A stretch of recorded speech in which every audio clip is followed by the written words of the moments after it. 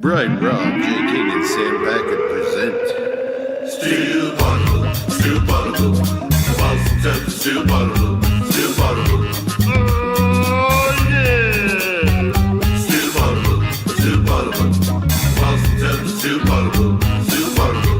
Banner 19. Jalen Brown, D. White, Crazy Joe. Steel Bottle, Steel Bottle. When Tatum coming back. Steel Bottle, Steel Bottle, Steel Bottle, Steel Bottle.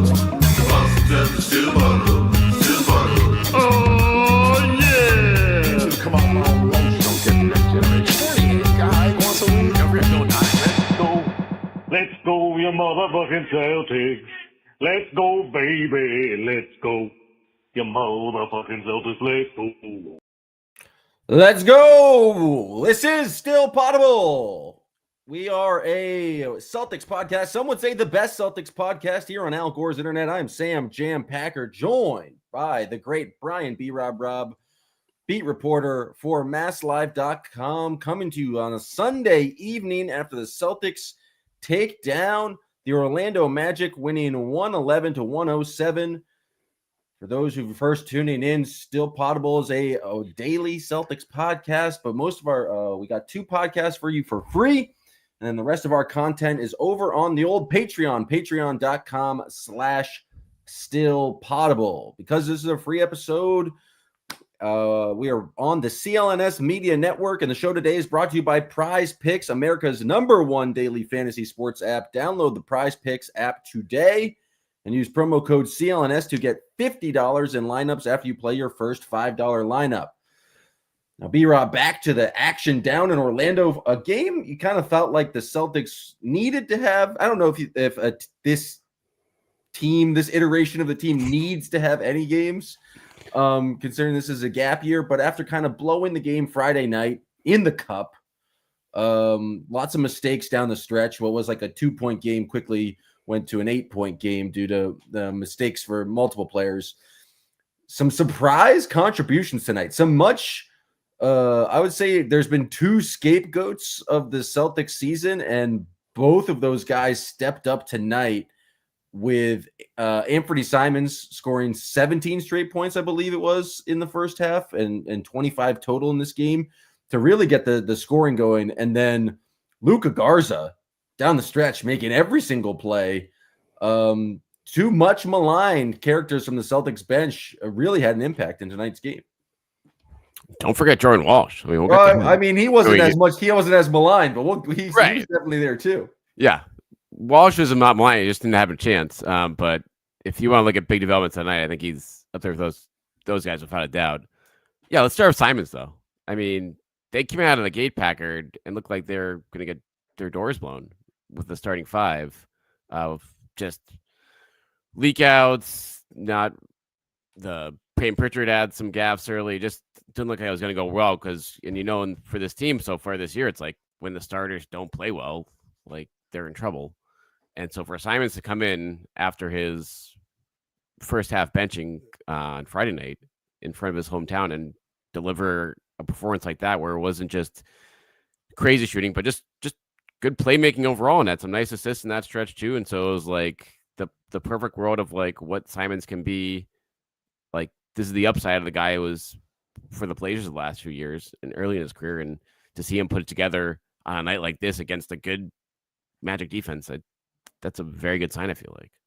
I think the question is, like, he obviously is an amazing scorer, and when he gets on these hot streaks, he's a huge, like, it's very hard to slow him down, and it's exactly what the Celtics needed in that moment, as he scored 16 points there in the second quarter and kind of brought the Celtics back, as you mentioned, after a really bad quarter.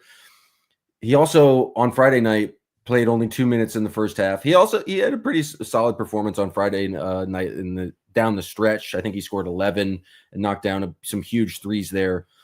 But, like, do you leave him in consistently every single game in hopes that he's going to deliver this, or is he such a minus on defense that he has to earn his way in? Because it's just, I think that's the crazy thing that I know Joe Mazzulla talks about, like all of these guys need to stay ready and they need to play hard every single time because their role is not guaranteed. But I feel like having been around the league for a number of years now, I would say a decade, I've been covering this closely. Guys like to have like a consistent role, and guys like to know when their minutes are, and guys like to know like if they make a mistake, they're going to get another chance to come back in the game. And it feels like Joe doesn't value that whatsoever. And I feel like, and that's the question with Anthony Simons. That's actually the question with like a lot of these guys. Is like, do you keep playing them? Do you ride the hot hand? How I'm fascinated by how Joe is figuring out these rotations and like why on Friday night he plays 2 minutes in the first half, and then tonight he like is able to just explode for 16 points in the second quarter, like, and how you balance and how you make those types of decisions. Yeah, I think it's a work in progress. And the fact is, he didn't score in the second half tonight. And he still played. Like, he was like fine in those stretches, I feel like, and got, I think, a little bit of run in the final 5 minutes of the game. But it's just like the trust factor of White and Pritchard is strong right now. And so figuring out, okay, like who's going to sit if Simons is going to play in those spots, and can we play three of those guys together in crunch time and get away with it? Like, the answer to most of those have been no right now. But that is with Simons, like, he's not like Jordan Walsh or Hugo Gonzalez are talking about. This is someone who's averaged 20 points per game last year, and without a doubt needs to play for this team for a variety of reasons, beyond just like scoring points right now. So whether you'd like to see maybe Joe find spots for him late in games more, but I think I kind of liked how he handled tonight. Like, it was clear in the fourth quarter there, like he wasn't on the floor when they got off to that 16-5 run or whatever it was to be in the quarter, but he got a chance there. But once it was kind of slipping away a little bit, all right, it's all right. We're going to go back to Pritchard here because it's like Simons was tearing it up in the second half. So I think it's about figuring, like, when he has it going, go to him. But if it's not, then like don't force it either, I guess. Yeah, but if you never go to him early, then how is he ever going to get it going? Like, I feel like they only used him like break glass in case of emergency here, and it's different. And you mentioned it's like they have much greater depth at the guard position, so there's games in which they can play 2 minutes of Anthony Simons, and it's no big deal. Garza, on the other hand, Garza's going to play no matter what because you don't have a real backup center. He is your backup center, and Yanimi is not going to be, he's not at a point where he's playing 30 minutes a game. He fouled out tonight, and Garza came in and still made some big plays. But Garza was the big on the court at the start of that fourth quarter where they go up and create this big run. And Garza struggled. This is definitely his best game as a Celtic so far. And it's not like crazy stat lines. He did have 8 points in in that fourth quarter. A lot of that coming from offensive rebounds. He's like, I don't want to say he's been bad this entire season. Like, he has been a consistently high effort, high energy offensive rebounder this entire season. It just felt like he was doing a little bit more in the offense. They're doing a little bit more to find him on the roll. His push shot from like, what is that? From 15 feet in feels like it's pretty automatic.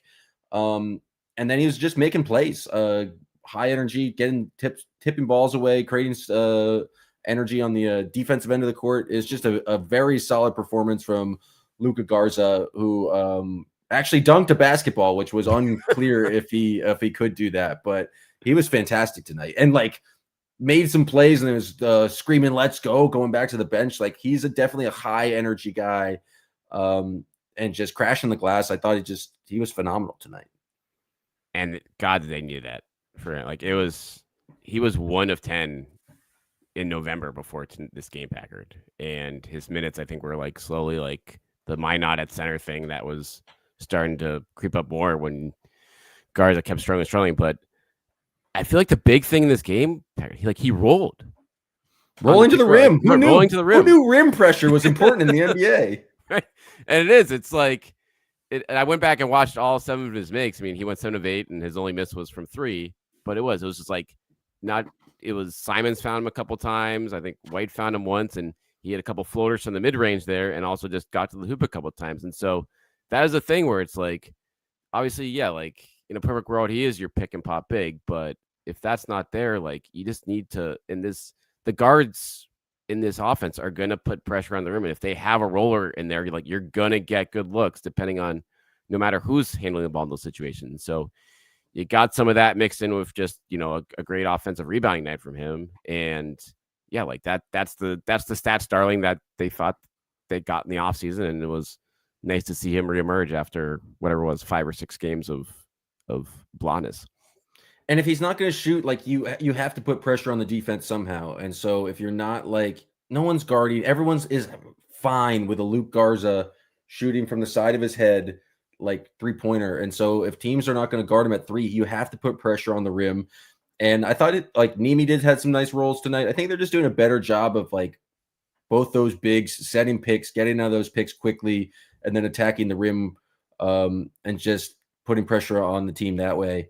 And so that's a good sign from Luka Garza. I think the big thing about this team, and this is to be expected by adding so many new players and having so many young players. And it's kind of, I think, maybe it's cliche at this point, but it's just about consistency with this team. And I think Joe says it after every game. It's we've put together 2 weeks ago, they put together 24 minutes of basketball. Last week, they put together 30 minutes of basketball. Now Joe's giving them credit for 36 minutes of basketball, but they have yet to put together a 48-minute performance. And they've yet to find the exact recipe of guys who's going to be able to do that for him. The thing that is very interesting over the last 3 days, and we talked about him a little bit earlier, but let's dive into it now, is just Jordan Walsh coming in off the bench, played the entire fourth quarter. The most impressive thing was just his defense on Paolo Banchero, just being very disruptive. He's established to be a very solid defender. What is this guy talking about? Garza had his best game ever, and now he's saying Garza sucks. Cool, Shay 84. What game were you watching out there? We're talking Jordan Walsh now. This solid defender, but the thing and the energy off the wings when you can bring in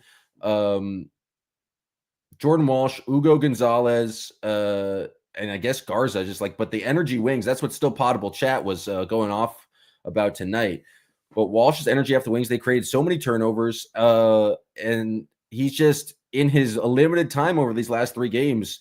That is what he's done. He's brought great defense, great energy, and I like the quote. Maybe it was over the Wednesday night game where he was just saying, "Yeah, I just wanted to mess the game up," which is not normally how you would phrase that. One could take that if you're just reading that in print and be like, "That's not what you think it means," but that's what he's doing. He's just utter kind of chaos agent, and for what Joe wants to, or the mission of the defense heading into the season, I feel he's a perfect fit into that. And so it's kind of surprising he's only gotten a chance now, but he's made the best of it over these last 3 games. Yeah, it's a huge moment. Him hitting that 3, Packard, in the corner there, just the awareness and be willing to take the 3 on that play. The relocation and then the willingness to take that corner 3, a brilliant offensive possession there. That was huge. Exactly. So that's the bonus right now. But from my standpoint, he said, having a switchable defender Ugo's good, but Walsh has size. He's strong, and so going against Paul tonight, those are situations where he came in a lot, and that's why he was on the floor in those spots. And the other thing too is he's been rebounding the hell out of the ball. He's been crashing the defensive glass and getting up there. It's been very abundant. He knows where he's how he's going to stay on the court. He's seen plenty of guys get yanked for not boxing out, and he's learned that lesson quickly. And honestly, this is the guy. And so if you have that with the willingness to take the 3, that's it. That's all you need with this guy right now, because he's still just 21 years old, and even off the dribble and stuff like that, he's not. He kind of knows his limitations. He knows to make the pass. And so as long as he's towing that line between taking that open 3 when it's there and attacking the closeout or just finding the guy with the offense rebound, finding Pritchard, finding a guard when something's not there, that's just important awareness if you're a 20-year-old right now. So this is his 3rd year now, having it in the system. He's still only 20 years old. Has he turned 21 yet? Is he 20? I think he's 21 at least now. It'd be wild if he's not. But regardless, he's 5 years younger than Baylor Shireman. I know that he's 20. He's officially 21 years old. He made it. But this is it. This is the guy ultimately of out of the. If you want 2 guys to pop out of the 3 wings, you want Walsh and you want Gonzalez to do it because age and just like athleticism, skill set, like defensive ability. And so this is 3 games now. This is not just like a 1-game fluke. He went from literally not playing to playing crunch time against one of the better teams in the Eastern Conference, and they wouldn't have won this game without him. So that, I mean, this is maybe this the story. I think this is a bigger deal than like Garza's game or Simon's game. Like this is a very encouraging long-term development potentially here. And I feel like we're going to go through these cycles the entire season, but it was like Minot's had the first couple weeks. Now it's Walsh. Like we saw Minot only play, I think 16 minutes tonight because Walsh was pretty effective there on the wing. And it's like, I can kind of buy into the Missoula mentality. It was like, these guys are all in constant competition. So who can be the most disruptive athletic force on the wing to create turnovers? And like, they've done a very good job this year of creating turnovers. The Magic had 17 tonight. The Celtics scored 29 points of off those turnovers. Both those guys are Minot, Walsh. Ugo is a pure chaos agent, a little bit less controlled than the other two, but I think he's getting there. And Ugo had a beautiful pass, the Euro step, switching hands, lefty pass to Nimi. Like that's just flashes of an 18-year, like an 18-year-old really shouldn't be able to do that. But all of those guys are going to get their chance. And I think with young guys like that, the mentality thing, and I talked it earlier with Simons, where it's like Joe is keeping them hungry and is very insistent that like you need to consistently play your ass off if you want to keep getting minutes. And it's like very quickly going to go away if you do something incorrectly. I feel like there was a play. Which player was getting screamed at by Joe when they went to a timeout during the commercial? That was Ugo. It was Ugo. Like after a successful play. I think that was after it was hilarious. It was like in the midst of a great sequence, and then it like maybe it was Simon, so it was like in the middle of him going off of that, maybe 17 straight, and then it cuts to the bench and just like Joe and I think it was Tony Dobbins just laying into. And I think what it stemmed from, I actually went back and watched it, and I think it was like on a closeout, like a possession or two before, he kind of stopped short a little bit after like going for kind of a lazy like steal behind the back. So I assume maybe they were just going after him for me, like, listen, you can't, like, we're not doing lazy closeouts here. This is like what you do. But regardless, after that sequence, I think he was great in the rest of the night. He was on the floor again for that 16-5 run at the start of the fourth quarter. So to have him and Jordan Walsh out there together in a 16-5 run, Packard, like that is, if you told us that against a Orlando Magic team, if we do that with Luka Garza as the main big, Luka Garza, it's like this might be the night of the season for the Celtics bench because they saved the starters' ass tonight. Like everyone was a positive and plus minus there. Outside of Hauser, everyone did something in the mix there. And now it kind of feels like Joe is starting to settle on more and more of a rotation here. And guys are gonna rotate in and out of that 10th spot now. But I think he's like, I'm gonna go with 10 guys here most nights, and it's usually gonna be wings over bigs. It feels like at this rate. Yeah, it feels like he has his two bigs. It's Keita and Garza. And then it's just a hodgepodge of some combination of Minot, Hauser, Walsh, Ugo, just throwing them all in there.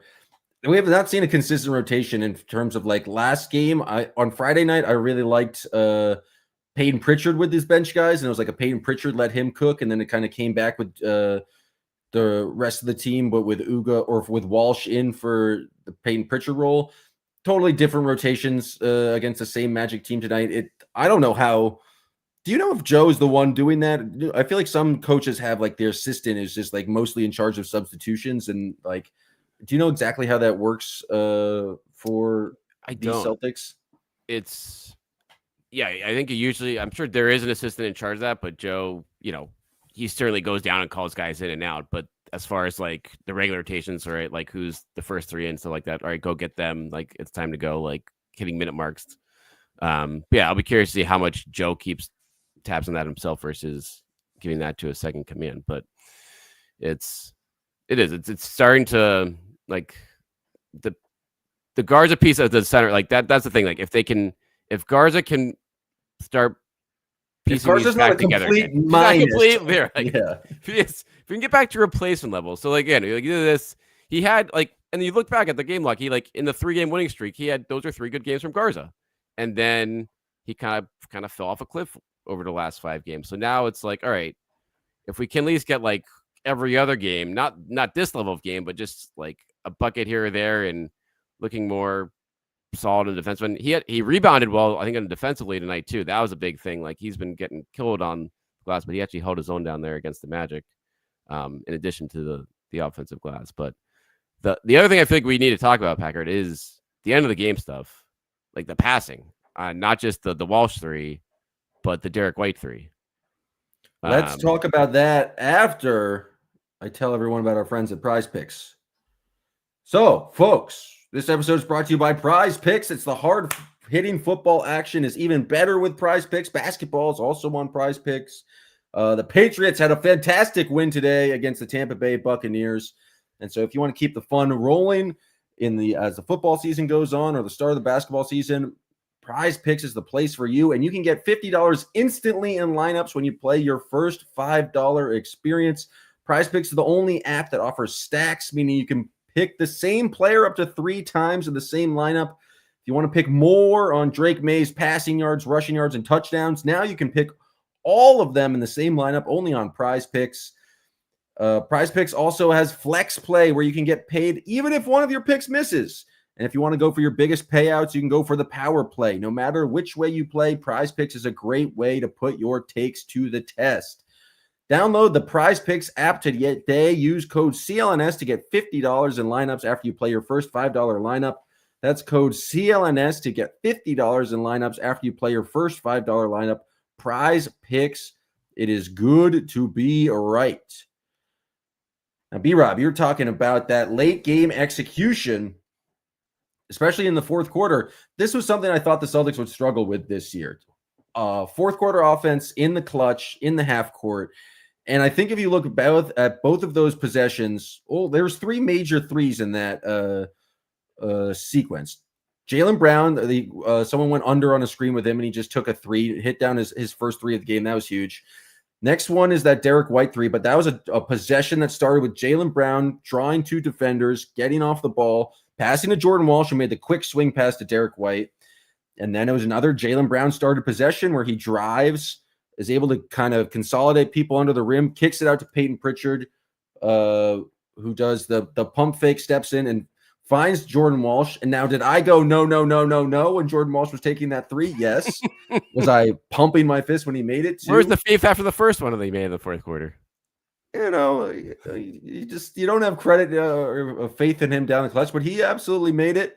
And maybe I should have faith in him now because he's shown his ability to do that. But my point is, Jaylen Brown was the facilitator in all 3 of those plays. And I thought Jaylen Brown, he did not shoot 50% from the field today. He only had a meager 27 points, and he continues to be a menace from 2 points. But his facilitating, only 1 assist, but I think he's just been a much better playmaker. And all of those decisions down the stretch, I think show a maturity of knowing to give the ball up is the right play. Like, he did his job of drawing the attention and giving the ball up, which I think like what you need to do in those situations. 100%. And like he knew what Orlando was going to do, is just like pack it up and try to stop him there. And so, especially after a rough Friday night for him in the fourth quarter, where he just couldn't get anything going there, now it looks like the wheels are slowly falling off again after that big run. Like they're just chipping away. And so, yeah, for the panic not to kind of set in there and says, okay, no, let's just get great shots, great process. And Jaylen being at the forefront of that, directing traffic, that's a really good sign. And that's something where, again, this is, I don't know, Packard, like this might be the most encouraging win of the year, period. Like, well, they only have 4 of them. So. Yeah, 5. No, 5. I mean, 5 of them. Five Sorry to shortchange them. But no, it is. It's like, because Orlando, like, you know, they've had a bad start, but that's just like talent wise. You look at them right now versus what the Celtics have, like down the roster, and it's like this is a team that people thought were going to win 50+ games this year, and obviously gave the Celtics all sorts of headaches in the first round last year. And so, for them to hold strong with Luka Garza and Jordan Walsh on the floor in those moments, and Jalen being like showing trust in those guys, in addition to making the right play. Like that's a pretty good sign in terms of what you're trying to get out of this year period. If you're Joe Mazzulla. Yeah, I found myself thinking in this game, like they're a pretty equal team to this Orlando Magic. I think the Orlando Magic at this point probably have a deeper roster, and they didn't have the same shooting as they did on Friday night. They shot 23%. Anthony Black really didn't give them anything. I find myself quite impressed with Tristan da Silva. I think he's a solid player. He's kind of huge. I just like look at him and like 6'8", 6'9". Yeah, he's going to be a very solid player for them.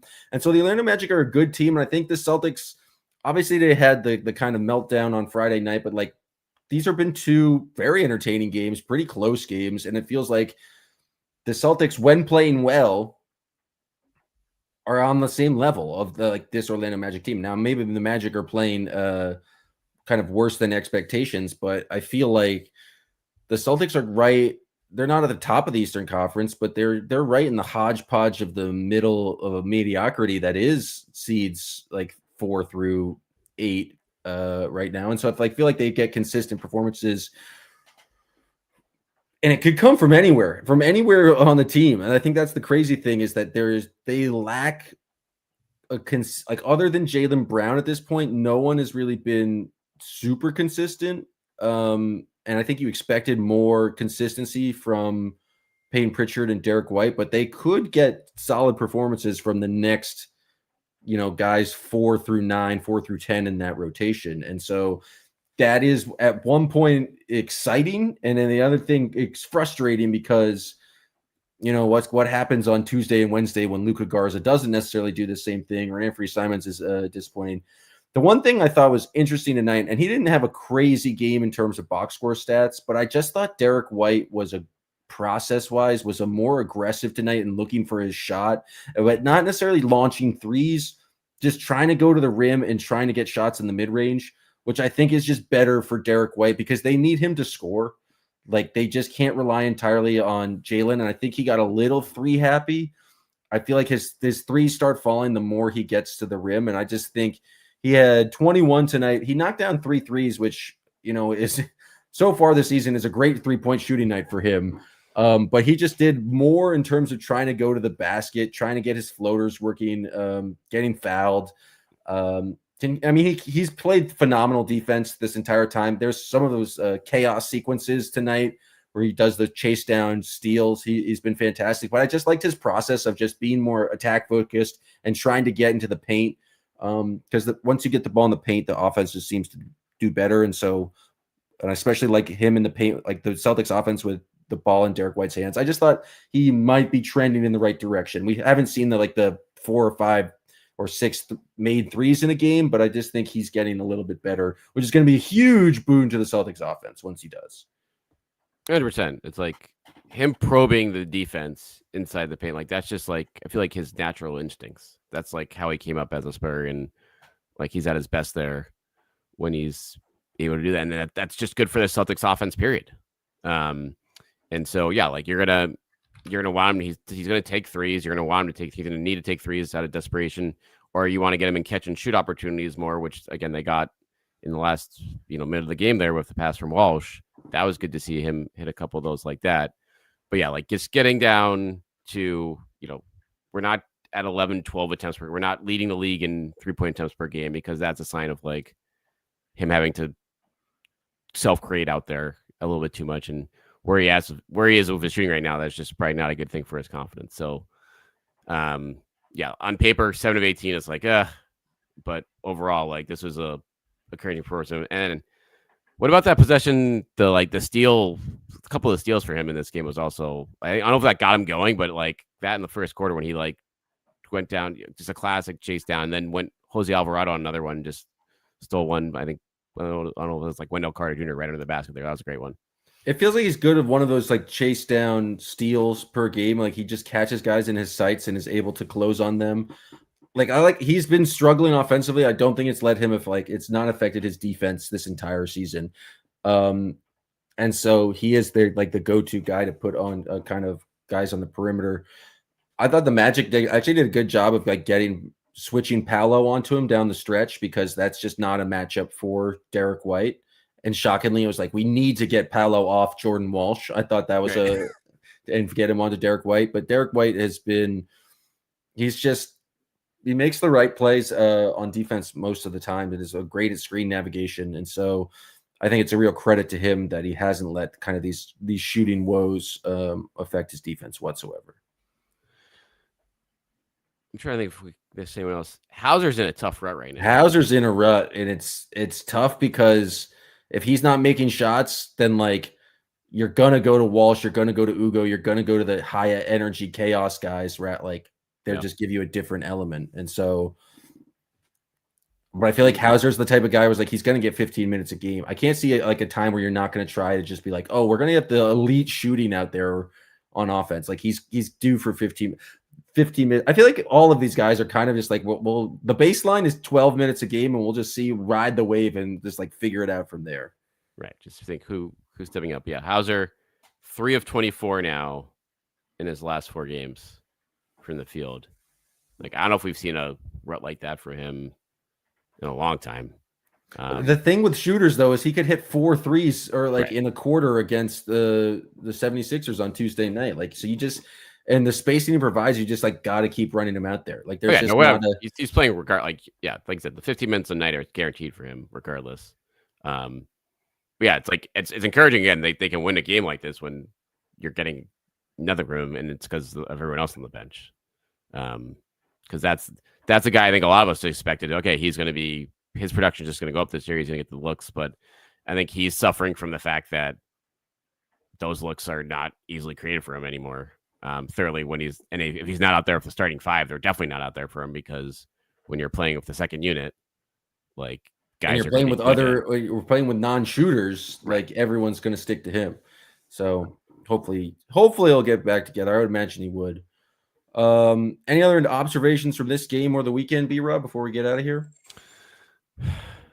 I mean, it's just the Magic being 4-6 is like, geez. Like, I feel like they're a pretty like good team. It's just Desmond Bane has not done a single thing for them. 9 points tonight. Season, like he's used to be a knockdown shooter. Missed his 1 3 attempt. Like, but if you look at all his box scores, he's just been bad for the entire season. It doesn't make any sense. Yeah, I don't know. I guess they came back down to 7 of 30 from 3 tonight. But by and large, yeah, when you're giving up 4 first-round picks for a guy, and you're like your 4th option. He's supposed to fix your whole shooting. Like he's supposed to be the guy you can go to, your safety valve, and just gives you nothing. You would imagine that's going to change. And I think as soon as it does change, like this Magic team probably takes off a little bit if they just have a little bit more consistency from outside. But because they're not grinding as much on defense now. I feel like they're like becoming a more offensive minded team, but then it's like, all right, well, that's what made you guys a pain in the ass to play against now, and the Celtics outgunned you, at least in this game, it seemed like. Yeah, but we've also seen 2, like, I feel like Magic have had 2 like amazing first quarters against the Celtics, where we just like, oh, this is what it's like when they're actually making threes. They're pretty unstoppable, and so it's all about consistency in the NBA. It's all about putting together those 48-minute performances. Celtics will hope to continue to do that on a random back-to-back. Why do they have so many back-to-backs to start the season? But they got a game against the Sixers on Tuesday, and then back home against the woeful Memphis Grizzlies. I don't even know if they're woeful. I just know that Ja has been bad. Yeah, I thought they were pretty bad. If they get out of this, Packard 6-7, out of this like brutal schedule to start the year, that's pretty good, because things lighten up a lot. What if they're 7-6? They're 7-6, and look out. Look out. I think the Sixers, I believe they lost tonight. They lost tonight to the Pistons. So I think the Sixers are 6-4. So the Celtics could be ahead of the Sixers by the end of the week here. It's a high energy game on Tuesday. I'll be in the building here in Philadelphia. I'm looking forward to that. Looking forward to podcasting the rest of the week. To everyone who's tuned in right now on the YouTubes, we appreciate it. If you want more podcasts from us, please check us out on the Patreon. Go to patreon.com/stillpotable. You can also find us on Apple, on Spotify, or wherever you get your podcasts. We are on the YouTubes at Still Potable, on X at Still Potable. Make sure to follow us there. or if you want that constant Celtics podcasts every day, again, go to the Patreon. You can join the chat. It's very lively during the games. Memes galore. We appreciate everyone tunes in. The kids, the gods, the legends. Appreciate you guys tuning in. We'll be back later this week with more Still Potable. Still potable, still potable. The Boston Celtics still potable, still potable.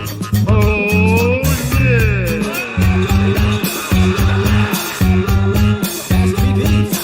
Slow down from eating and drinking and all that wild stuff.